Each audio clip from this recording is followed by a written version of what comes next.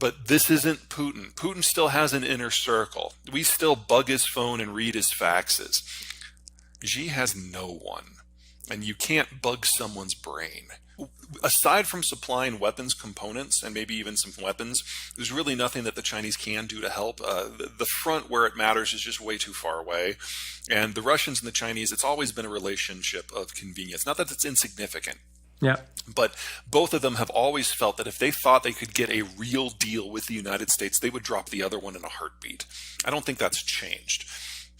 But even if the Russians are facing a complete collapse, I don't think the Chinese are going to get meaningfully involved. Yeah. They know in a world where they actively intervene is one where they go to public enemy number one in the United States.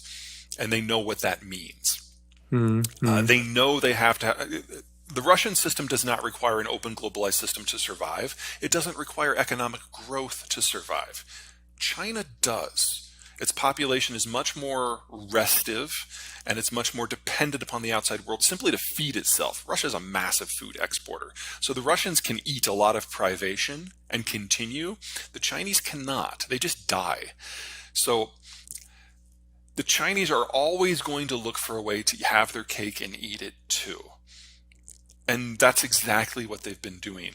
But if Russia were to collapse tomorrow, what we would probably see is the Chinese basically ask around to Japan and the United States, like, hey, do you mind if we go in and take some bits of this? The bull case. We are at a point where I don't think even if the United States wanted to rescue the Chinese that we could. I think the problem is too far advanced. I mean, we're nearing a situation in the United States strategically where, for primarily demographic reasons, the United States is going to have to make up a list of countries that we want to support moving forward. And it's very likely that Germany is going to be on that list. So you're looking at something on the scale of a Marshall Plan happening every year for the United States to sustain countries that it finds to be strategically important. We can choose to try to help China or try to help everyone else on our list. And the only way we would decide to try to help China would be if they basically did a strategic surrender. And even then, I think it's beyond America's capacity. He's in the upper 2/3. It's better than we've had in a while. Was one of the least consequential, worst presidents we've ever had, because for 8 years he didn't leave the Oval Office. He didn't have a conversation with anyone, even his own allies. The reason everyone in Europe loves Obama is because he never called or showed up. He never asked anything of you, and that was bliss. He was coughing a lot. It's like since the Cold War ended, I'd say probably Bill Clinton was our least bad president, and W is our second least bad, and we've just got progressively worse until Trump. Biden is probably in the same quality level of George W. Bush overall, I'd say, which, you know, is not great, but he's better than the last two. The reason I think he's a shoo-in is Donald Trump is a great campaigner within the American right. And he will absolutely be the nominee. There is no one who can challenge him because there are so many people who are his staunch supporters who will vote for him in the primaries no matter who else is in and no matter what Donald Trump does. So he's a lock to be the candidate. So is Biden. Biden is an incumbent president. They're not going to let Bernie Sanders run as a Democrat again, and the Democratic Party has already closed ranks to prevent a primary fight from even happening. And although honestly it is refreshing to see somebody who basically is from the American far right running as if he was from the American far left, but you know, we're talking political horseshoes now. Okay, so it's going to be these two guys. What we saw in the midterm elections last November was that independents showed up in numbers, which is something they don't normally do. Normally independents only show up for the big elections, not the off years, but they showed up in numbers. And in exit polling, they indicated by very strong margins that they strongly disapproved of the economic management of the Biden administration. They thought it was hurting them personally. And yet they voted for Democrats by huge margins. If you're an independent in the United States, the only way that you can influence the political process is to show up for the general election. Donald Trump is trying to make the general election not matter. So independents have already decided that even if it's not in their own economic interests, It is in their political survival interests that they have to vote against Donald Trump and anyone that he supports. You do that on a national scale in a general election? Well, we're going through a political transition, and it takes a decade, and we're just not through it yet. We'll get through it. The factions are moving around. We will have a different Democratic and Republican parties a few years from now that will be a little bit more sane. But we're in the churn right now, and that's always ugly. No, the deals that are beyond the dollar are extraordinarily limited. So let's see, what's the best way to attack this? If you're going to be a global currency, like a real global currency, you need to have a massive volume that circulates, because you have to be able to lubricate global trade without your currency value changing a lot.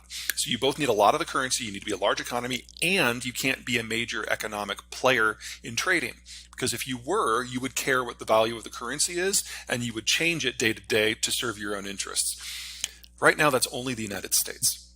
The Europeans kind of removed themselves from the equation with the bailout packages back in the first decade of this century, when they started confiscating insured bank deposits to pay for the bailouts. That was a bad call if you wanted to be a global currency.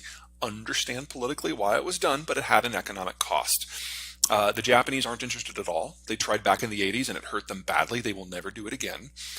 The Brits, until they figure out what Brexit means, they're completely out of the equation. And that's everyone.